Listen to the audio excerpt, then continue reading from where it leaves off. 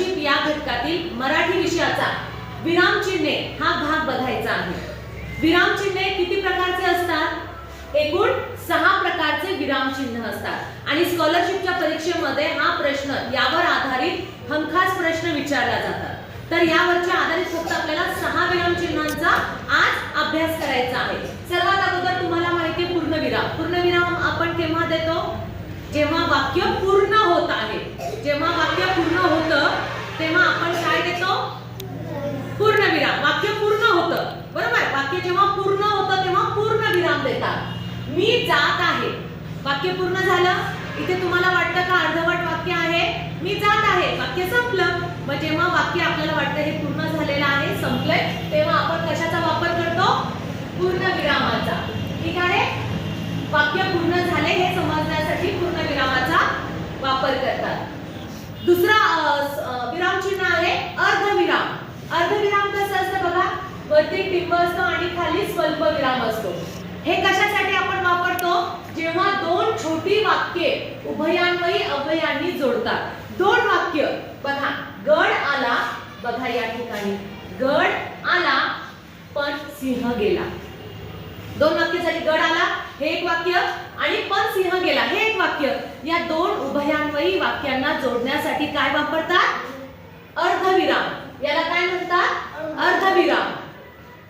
आता पुढचा आहे अपूर्ण विराम। अपूर्ण आहे, वाक्य पूर्ण झालंय का?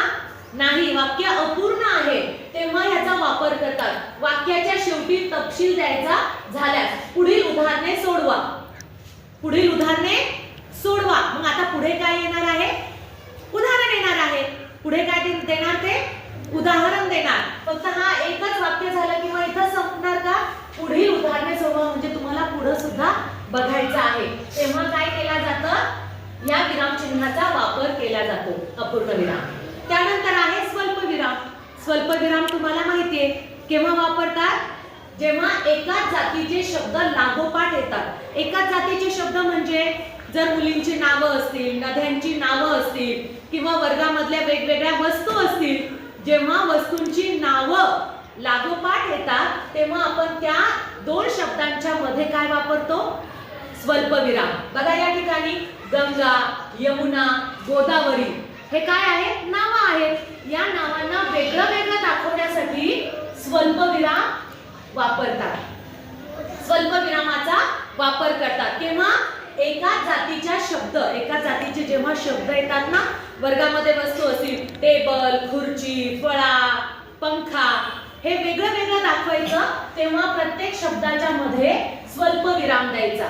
तेव्हा आपल्याला ते शब्द वेगळे वेगळे आहेत हे समजतं। गंगा, यमुना, गोदावरी या नद्या आहेत। या नद्यांना आपल्याला वेगळं वेगळं दाखवायचं म्हणून स्वल्पविराम वापरतात।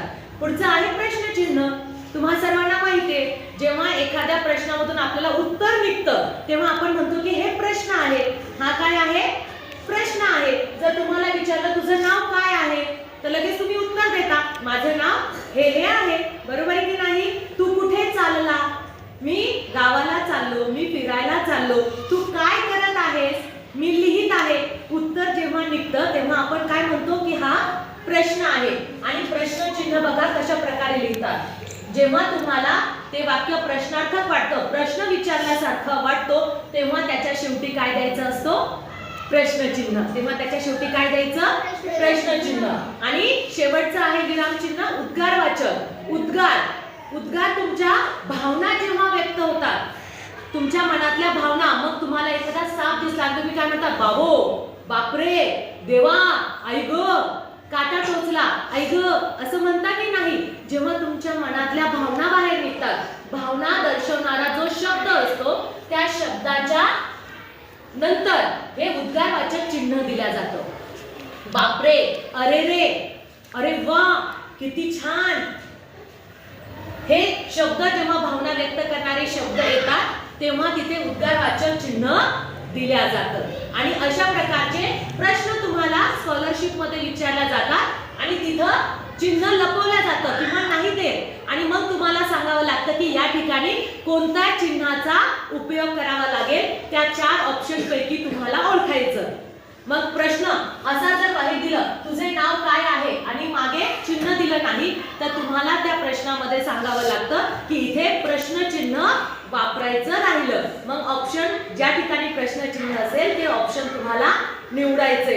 वाक्य दिलं जातं आणि त्याच्यामध्ये तुम्हाला विचारलं जातं की या ठिकाणी कोणतं विरामचिन्ह वापरल्या जाईल. मग अशा प्रकारच्या उदाहरणांचा तुम्हाला अभ्यास करायचा. ठीक